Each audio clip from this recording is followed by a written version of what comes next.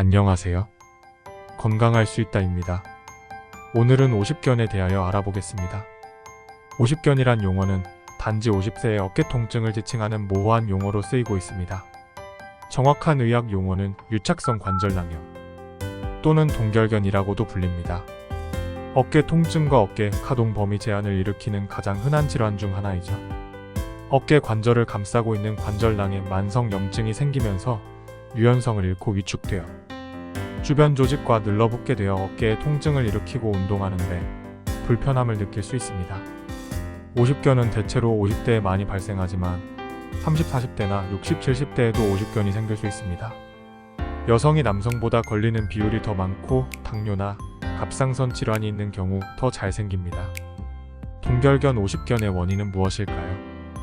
같은 동작이 반복되는 집안일을 많이 할 경우, 앉아서 일하는 직업의 경우, 옆으로 누워 자는 습관 등으로 어깨가 자주 눌리는 경우, 운동량이 부족해 근육에 노폐물이 쌓이고 혈류량이 감소하는 경우, 당뇨병, 심장질환, 갑상선 질환 등 내과 질환 환자의 경우가 원인이 될 수 있습니다.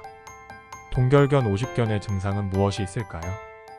이 질환의 증상은 대부분 얼어서 굳어있는 듯한 느낌을 받는다고 합니다.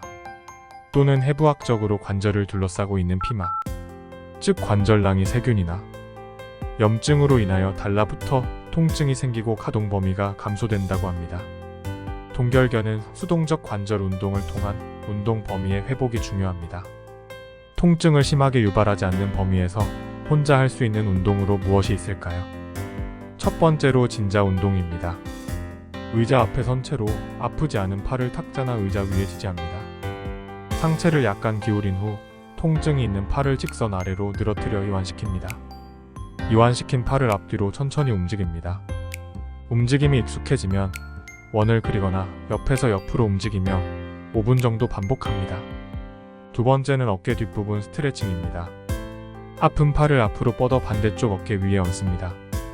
다른 손으로 아픈 팔의 팔꿈치를 어깨 쪽으로 부드럽게 밀어줍니다. 3에서 5회 반복하고 아픈 팔의 손이 어깨 뒤로 할 수 있는 최대한 스트레칭합니다. 반복 시에는 10에서 30초까지 천천히 늘려가며 유지할 수 있도록 합니다. 세 번째, 벽에 어깨 올려 기대기입니다. 벽에서 한 걸음 정도 떨어진 상태에서 통증이 있는 쪽 팔을 들어 팔꿈치를 구부린 상태에서 벽에 기댑니다. 손을 서서히 위로 올립니다. 어깨가 당기거나 약한 통증이 생길 때까지 손을 올려주고 자세를 유지해줍니다. 스트레칭을 더 원하시면 가슴을 벽 쪽으로 밀어 어깨를 더 풀어주세요. 네 번째는 수건을 이용한 스트레칭입니다. 수건의 한쪽 끝을 등 뒤로 잡고 반대쪽 끝을 다른 손으로 잡습니다. 통증이 있는 팔을 먼저 아래로 위치합니다. 상단부에 잡은 팔을 이용하여 위로 수건을 서서히 잡아 당겨주세요.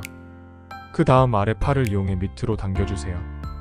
10에서 20회 반복하시고 반대쪽으로 변경합니다. 다섯 번째는 손가락 운동입니다.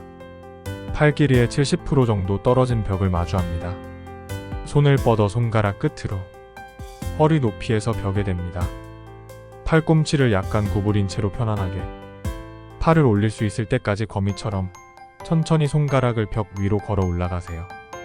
어깨 근육이 아니라 손가락 힘으로 올라가야 합니다.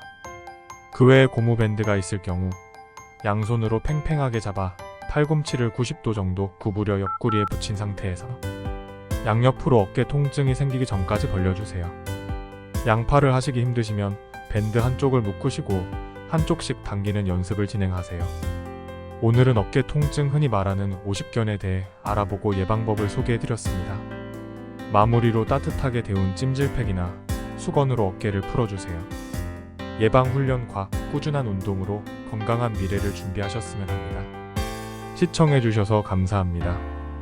작은 실천이 습관이 되면 엄청난 결과로 돌아올 것이라 확신합니다.